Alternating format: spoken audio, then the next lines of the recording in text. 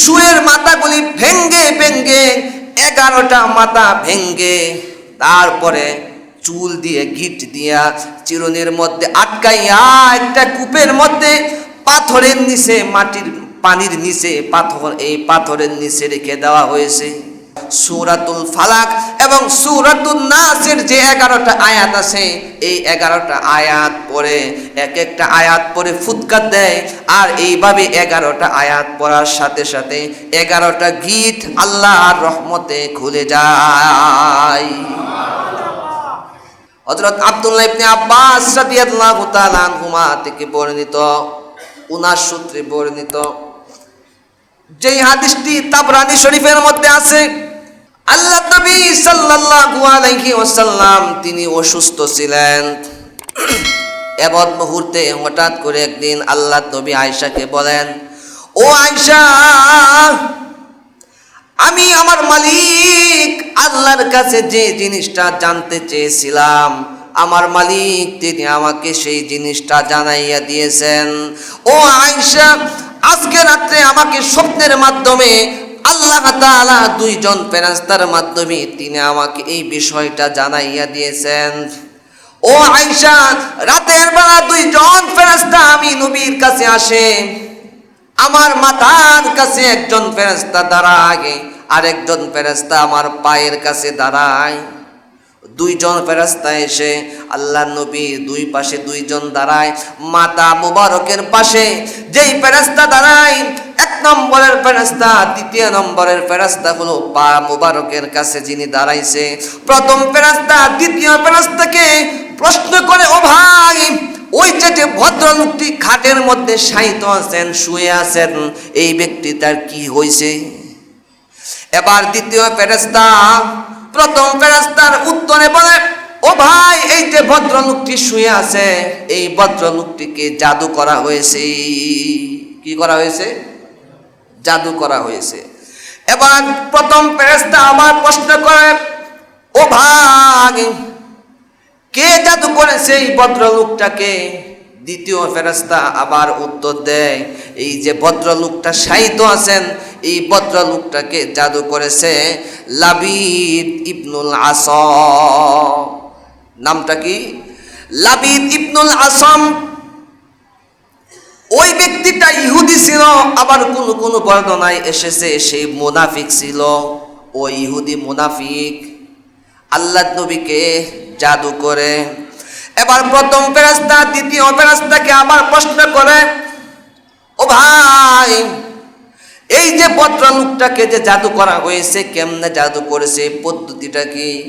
এবার 2 ফেরেশতা বলেন, ওরে ভাই, এই যে ফেরেশতাকে, ওই যে ভদ্রলোকটাকে যে জাদু করা হয়েছে, চিরুনির মধ্যে সুদ ছিলেননি, শুয়ের মাথাগুলি ভেঙ্গে ভেঙ্গে 11টা মাথা ভেঙ্গে তারপরে চুল দিয়ে গিট দিয়া চিরুনির মধ্যে আটকাইয়া একটা কূপের মধ্যে পাথরের নিচে মাটির পানির নিচে এই পাথরের নিচে রেখে দেওয়া হয়েছে। এবার 2 ফেরেশতাকে প্রথম ফেরেশতা আবার প্রশ্ন করেন, ওরে ভাই, ওই যে চিরুনিটা কূপটার মধ্যে রাখা হয়েছে, এই কূপটার নাম কি? এবার 2 ফেরেশতা আবার বলেন, ওরে ভাই, ওই যে কূপটা, এই কূপটার নাম হলো জারওয়ান। জারওয়ান নামক কূপের নিচে পাথর আছে, পানির নিচে পাথর আছে, এই পাথরের নিচে চিরুনিটা রেখে দেয়। এবার আল্লাহর নবী আয়েশাকে বলেন, আয়েশা, চলো ওই চিরুনিটা ওই জারওয়ান নামক কূপের থেকে উঠাইয়া নিয়ে আসি। আল্লাহর নবী সাহাবায়ে কেরামকে দিয়ে যায়। ওখানে যাওয়ার পর আল্লাহর নবী সাহাবায়ে কেরাম সবাই যায় দেখতে পায়, ওই যে কূপের পানিগুলি লাল বর্ণ ধারণ করেছে। আল্লাহর নবী এত কষ্ট পাচ্ছিলেন, জাদুর কারণে আল্লাহর নবী অস্থির, কোনোভাবেই তিনি শান্তি পাচ্ছিলেন না। এমন মুহূর্তে আল্লাহ নবী সেখানে যায় দেখেন সাহাবায়ে কেরামকে নিয়ে যেইভাবে সাহাবায়ে কেরামকে আল্লাহ নবী বলেছেন ওইভাবে সেখানে গিয়ে পেয়ে যায়। ওখান থেকে চিরনিটা উঠানোর পর সূরাতুল ফালাক এবং সূরাতুন নাসের যে 11টা আয়াত আছে এই 11টা আয়াত পড়ে এক একটা আয়াত পড়ে ফুৎকার দেয়, আর এইভাবে 11টা আয়াত পড়ার সাথে সাথে 11টা গিট আল্লাহর রহমতে খুলে যায়। এরপরে আল্লাহ নবীর সাহাবী আল্লাহ নবীকে বলেন, নবী গো, কোন ব্যক্তিটা আপনাকে জাদু করেছে, কত বড় স্পর্ধা তার নামটা বলে দেন, আমরা তার কল্যাণটা মুহূর্তের মধ্যে আপনার সামনে হাজির করব। আল্লাহ নবী বলেন, সাহাবারা রে, না, আমি ওই ব্যক্তির নামটাও জানি, আল্লাহ আমাকে জানায় দিয়েছেন, কিন্তু তার নাম আমি বলবো, তাকে হত্যা করা যাবে না, তাকে মারা যাবে না।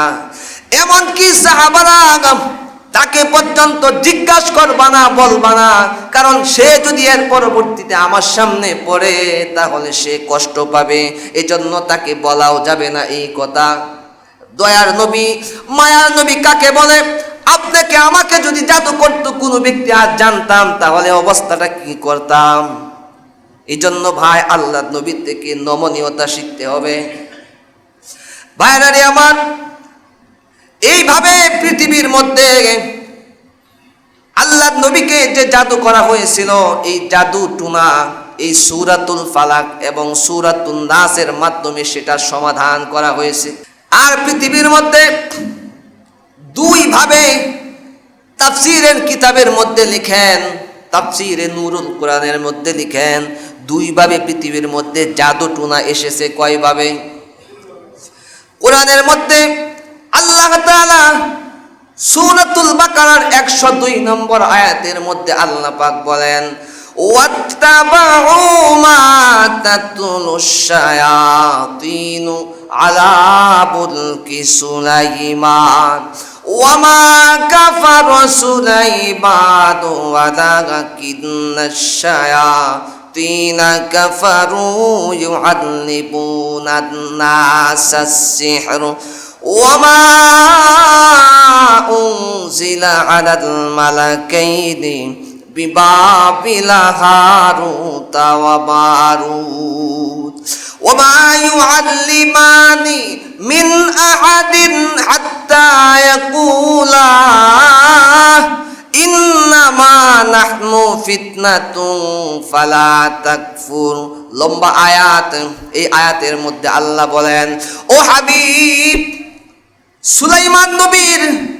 সুলাইমান নবীর ব্যাপারে ইহুদিরা অপবাদ দেয়। সুলাইমান নবীর এত পাওয়ার, এত কর্তৃত্ব ছিল, জিনদের উপর তার কর্তৃত্ব ছিল, তখ্তের মধ্যে বসে হাওয়ার উপরে তিনি চলতেন, পৃথিবীর এই প্রান্ত থেকে ওই প্রান্ত, ওই প্রান্ত থেকে ওই প্রান্ত, মুহূর্তের মধ্যে তিনি বাতাসের সাথে সাথে চলতেন। এমনকি সুলাইমান নবীকে আল্লাহ এত পাওয়ার দিয়েছিলেন, পৃথিবীর সমস্ত সৃষ্টির ভাষা তিনি বুঝতেন। পিঁপড়া কি বলে, মাছের নিচে, সমুদ্রের ভিতরে মাছ কি বলে সেটাও বুঝতেন, সব কিছু তিনি বুঝতেন। ইহুদিরা বলেন সুলাইমান নবীর এত পাওয়ার, এত ক্ষমতা ছিল জাদুর মাধ্যমে। আল্লাহ তাআলা তাদের ওই ইহুদিদের দাঁত ভাঙ্গা জবাব দিয়ে কোরআনের মধ্যে আল্লাহ তাআলা হাবিবকে জানাইয়ে দিলেন, হাবিব রে, ও হাবিব, ওমা কাফারা সুলাইমান, আমার নবী সুলাইমান জাদু করে নাই, কুফরি করে নাই, ওয়ালাকিন্নাশ শায়াতিনা, বরঞ্চ কাফের, ওয়ালাকিন্নাশ শায়াতিনা, বরঞ্চ শয়তান কুফরি করেছে, ইউআল্লিমুনান নাসাস সিহরা, সে মানুষকে জাদুবিদ্যা শিক্ষা দিয়ে, শয়তান মানুষকে জাদুবিদ্যা শিক্ষা দিয়ে সে কুফরি করেছিল। এর মাধ্যমে কি হয়েছে? আল্লাহ পাক রব্বুল আলামিন এর আয়াতের আর একটু পরের অংশের মধ্যে বলেন, ফায়াতাআল্লামুনা মিনহুমা মা ইউফাররিকুনা বিহি বাইনাল মারই ওয়া যাওজি। আল্লাহ বলেন, ওই যে দুইজন ফেরেশতা, ওমা উনজিলা আলাল মালাকাইনি বিবাবিল, বাবিল একটা শহর আছে, ইরাকের একটা শহর। ওই শহরের একটা জায়গার নাম হলো বাবিল। ওই বাবিল নামক শহরের মধ্যে হারুতা ও মারুতা, হারুত এবং মারুত নামক দুইজন ফেরেশতা আল্লাহ পাক নাজিল করেছিলেন। ওই দুইজন ফেরেশতা মানুষের আকৃতি ধরে সেখানে বসবাস করতেন। তাদের থেকে সাধারণ জনগণ, সাধারণ মানুষ সেখান তাদের থেকে জাদুবিদ্যা শিক্ষা গ্রহণ করেছে। আল্লাহ বলেন ফায়াতাআল্লামুনা মিনহুমা, ওই যে দুইজন ফেরেশতার থেকে তারা জাদুবিদ্যা গ্রহণ করে মা ইউফাররিকুনা বিহি বাইনাল মারই ওয়া যাওজি, স্বামী স্ত্রীর মধ্যে তারা বিচ্ছেদ ঘটাইতো, স্বামী স্ত্রীর মধ্যে তারা বিচ্ছেদ ঘটায়া দিত। আল্লাহ বলেন ওই সময় সুলাইমান নবীর ব্যাপারে তারা যে অপবাদ দেয় এটা সম্পূর্ণ মিথ্যা। আর এই আয়াতের তাফসিরে মুফাসসিরিন কেরাম বলেন পৃথিবীতে দুইটা মাধ্যমে জাদু এসেছে। একটা হলো ওই সুলাইমান নবী, উনার জমানার মধ্যে মানুষ এবং জিন জাতি একসাথে মিলেমিশে বসবাস করত। ওই সময় মানুষ জিনদের থেকে জাদুবিদ্যা শিক্ষা গ্রহণ করেছে।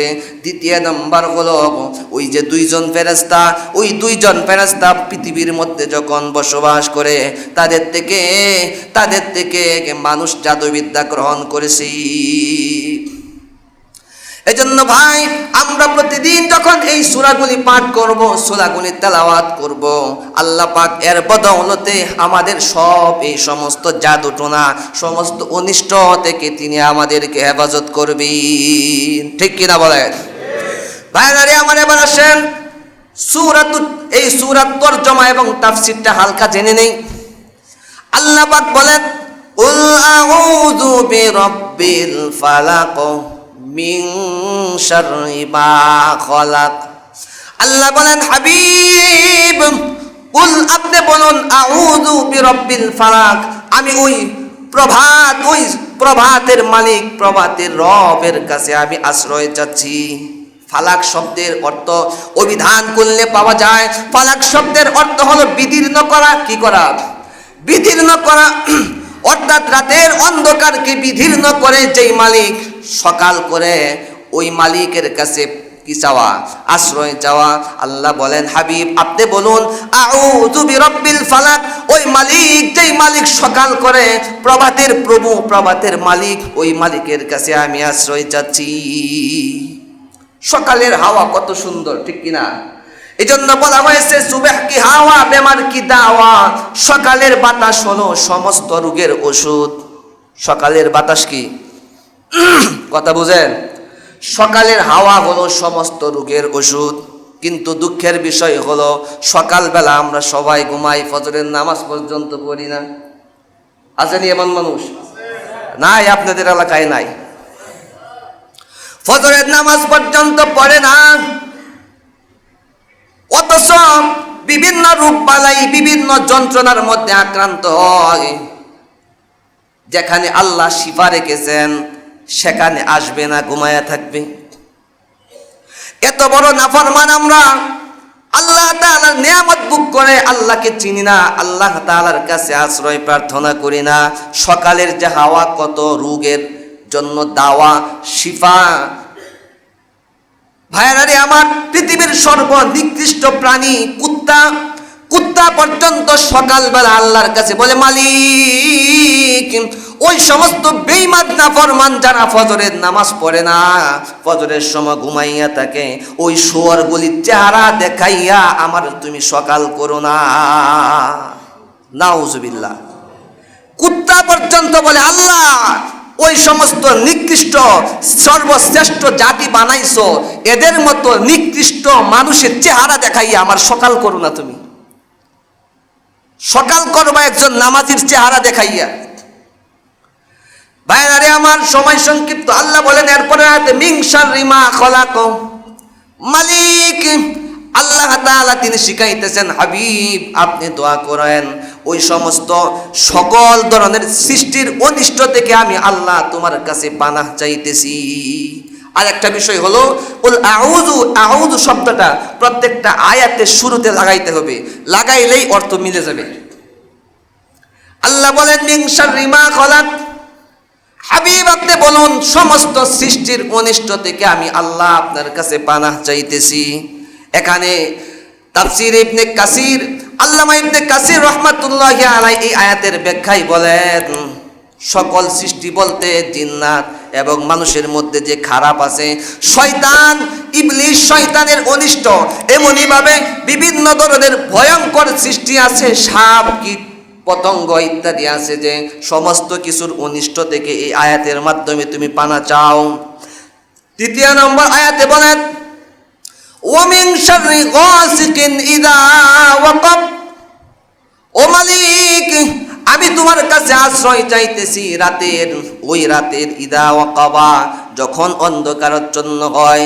এই আয়াতের ব্যাখ্যা ইদা ওয়াকাব, এই অর্থের ব্যাখ্যা তাফসীরে জালালাইনের মধ্যে বলেন, আই আল-লাইলি ইদা আযলামা আও ওয়াল কমারি ইদা গাবা, অর্থাৎ রাত যখন অন্ধকারাচ্ছন্ন হয়, ওই অন্ধকার রজনীর সমস্ত অনিষ্ট থেকে আল্লাহ আমি তোমার কাছে আশ্রয় চাচ্ছি। আরে ভাই, কিছু মানুষ আছে সারাদিন ঘুমায়, দিনটাকে তারা বানাইছে রাত, আর রাতটাকে তারা বানাইছে দিন। আসেনি এমন মানুষ? আল্লামা আব্দুল্লাহ ইবনে আব্বাস রাদিয়াল্লাহু তাআলা আনহুমা বলেন, এই আয়াতের ব্যাখ্যায় কিছু মানুষ আছে, খারাপ মানুষ, সারাদিন ঘুমায়, রাতের বেলা যখন হয় তারা বের হয়ে যায়, চোর বের হয়ে যায় চুরি করার জন্য, ডাকাত বের হয়ে যায় ডাকাতি করার জন্য, ছিনতাইকারী বের হয়ে যায় ছিনতাই করার জন্য। আল্লাহ বলেন, হাবিব এই আয়াতের মাধ্যমে দোয়া করেন, আল্লাহ ওই সমস্ত ছিনতাইকারী, ওই সমস্ত খারাপ মানুষ, এরকম ভাবে রাতের বেলা যখন নিঝুম রাত হয়ে যায়, কিছু শয়তান আছে, এমনই ভাবে খারাপ জিন আছে, খারাপ জিনগুলি রাতের বেলা বের হয়ে যায়, এমনই ভাবে কিছু জঙ্গলের ভয়ঙ্কর প্রাণী আছে, তারা রাতের বেলায় বের হয়ে যায়। আল্লাহ তাআলা দোয়া শিখাইছেন, মিন শাররি মা ওয়া মিন শাররি মা খলাক ওয়া মিন শাররি নাফাসাতি ফিল উকাদ। আল্লাহ দোয়া শিখাইছেন, হাবিব আপনি এইভাবে দোয়া করেন, ওয়া মিন শাররি নাফাসাতি ফিল উকাদ। এই আয়াতের ব্যাখ্যায় আরেকটা অর্থ হয় ওই অন্ধকার মানুষ যাদের সিনার মধ্যে কোরআন হাদিসের জ্ঞান নাই, কোরআন হাদিসের আলো নাই। এই জন্য বলা হয় আল ইলমু নূর, কোরআন হাদিসের এলেমটা হলো নূর। যাদের অন্তরের মধ্যে কোরআন হাদিসের জ্ঞান নাই তাদেরকে অন্ধকার বলা হয়েছে, কারণ যাদের ভিতরে কোরআন হাদিসের নূর নাই তাদের অন্তরটা হলো অন্ধকার, তাদের ভিতরে মানবতা নাই, এই জন্য মানুষকে মানুষ সম্মান করে না, মানুষকে ইজ্জত করে না। আজকে হাতি মরে গেলে বিচার হয়, এটার প্রতিবেদন তৈরি হয়ে যায়, কিন্তু মানুষকে মানুষ গুলি করে মেরে ফেলে, বিচার হবে দূরের কথা, বিচার চাওয়া পর্যন্ত যায় না, ঠিক কিনা?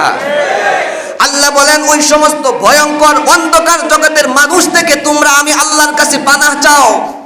এরপরের আয়াতে আল্লাহ বলেন, ওয়া মিন শাররিন নাফাসাতি ফিল উকাদ। আল্লাহ বলেন, ওই যে মহিলা ছিল, ওই যে গিটের মধ্যে ফুৎকার দেওয়া নারী থেকে আমি আল্লাহর কাছে তোমরা পানাহ চাও। এই আয়াতের ব্যাখ্যা হলো, ওই যে লাবিদ ইবনুল আসম ইহুদি আল্লাহর নবীকে জাদু করছিল, লাবিদ ইবনুল আসম একটা সুন্দরী ফুটফুটে একটা সন্তানকে আল্লাহর নবীর বাড়িতে পাঠায়া দেয়, ও বাবু তুমি আল্লাহর নবী যে মাথা আশ্রয় চিরুনি দিয়ে, ওই চিরুনিটা তুমি নিয়ে আসবা। আল্লাহর নবীর বাড়িতে যায়, ছোট বাচ্চা কিছু বলে না, কারণ এই ছোট বাচ্চা কি ক্ষতি আর করবে, আছে কিনা? আল্লাহর নবীর চিরুনিটা নিয়ে আসে, চিরুনিটা নিয়ে আসার পর 11টা সুয়ের মাথা ভেঙ্গে ওই যে লাবিদ ইবনুল আসম ওর মেয়ে অথবা বিবি, দুইজনের মধ্য থেকে একজন ওই কুফরি কালামগুলি পড়ে এই গিটের মধ্যে ফুৎকার দিয়েছিলেন। আল্লাহ তাআলা ওই কথাটাও এখানে বলে দিয়েছেন, হাবিব আপনি ওই যে ডাইনি মহিলা, খারাপ মহিলা, ওই খারাপ মহিলা থেকে আপনি আমার কাছে আশ্রয় চান, খারাপ মহিলা থেকে আপনি আমার কাছে আশ্রয় চান। এরপরে সর্বশেষ আয়াতের মধ্যে আল্লাহ বলেন, ওয়া মিন শাররি হাসিদিন ইযা হাসাদ। আল্লাহ বলেন, হাবিব আপনি আমার কাছে আশ্রয় চান। হাসিদ শব্দের অর্থ হলো যে হিংসা করে, আর হাসাদা অর্থ হিংসা, অর্থাৎ হিংসাকারীর হিংসা থেকে আপনি আমার কাছে আশ্রয় চান। আপনি আমাদের মধ্যে হিংসাকারী আসেনি কোন? এই জন্য ভাই আসমানের মধ্যে সর্বপ্রথম যে গুনাহ হয়েছিল, পৃথিবীর মধ্যে সর্বপ্রথম যে গুনাহ হয়েছিল, এই গুনাহগুলি কিসের জানেননি? আসমানের মধ্যে গুনাহ হয়েছিল। আল্লাহ যখন বললেন, ও ফেরেশতারা তোমরা আমার আদমকে সেজদা করো, তখন সবাই সেজদা করে, কিন্তু শয়তান সেজদা করে না, সে অহংকার করেছিল। এই অহংকারের গুনাহ আসমানের মধ্যে সর্বপ্রথম হয়। এমনিভাবে দুনিয়ার মধ্যে সর্বপ্রথম যে গুনাহ হয়, আদমের দুই সন্তান হাবিল এবং কাবিল, তারা হাবিলের সাথে কাবিল অহংকার করে সুন্দরী বোনকে বিবাহ করার জন্য, যার ফলে তাকে হত্যা করে কাবিল হাবিলকে। অহংকারের কারণে একজন আরেকজনকে হত্যা করেছিল। এই জন্য সর্বপ্রথম গুনাহ হলো অহংকারের গুনাহ। এই জন্য আল্লাহ বলেন, তিলকাল দারুল আখিরাতু নাজআলুহা লিল্লাযিন লা ইউরিদুনা উলুওয়ান ফিল আরদি ওয়ালা ফাসাদা ওয়াল আকিবাতুল মুত্তাকিন। আল্লাহ বলেন, এ পৃথিবীবাসী, তোমরা জান্নাত পেতে চাও, আখিরাতের স্থায়ী ঠিকানা পেতে চাও, তাহলে দুইটা জিনিস ছেড়ে দাও। কয়টা জিনিস? দুইটা জিনিস ছেড়ে দাও। এক নাম্বার হলো অহংকার করো না, অহংকার করো না। দ্বিতীয় নাম্বার হলো পৃথিবীর মধ্যে ক্ষমতার জোরে বাহাদুরি করো না। এই দুইটা জিনিস ছেড়ে দাও, তাহলে তোমাদের জন্য ওয়াল আকিবাতুল মুত্তাকিন, মুত্তাকিনদের জন্য, তাকওয়া ওয়ালাদের জন্য, আল্লাহ ওয়ালাদের জন্য রয়েছে উত্তম ঠিকানা জান্নাত। ঠিক কিনা বলেন? এই জন্য অহংকার করা যাবে না। আল্লাহর নবী বলেন, আমি আমার মালিকের সামনে খানা খাইতাম মাথাটা নিচু করে এইভাবে, আর কিছু মানুষ এইভাবে পাগুলির সামনের দিকে ছড়িয়ে এইভাবে করে খানা খায়, আছে কিনা? এগুলো হলো অহংকারীদের খানা। আল্লাহর নবী বলেন, গোলাম যেমন তার মালিকের সামনে খানা খায় মাথা নিচু করে, আমি মুহাম্মদ, আমি আল্লাহর সামনে এইভাবে খানা খেতাম।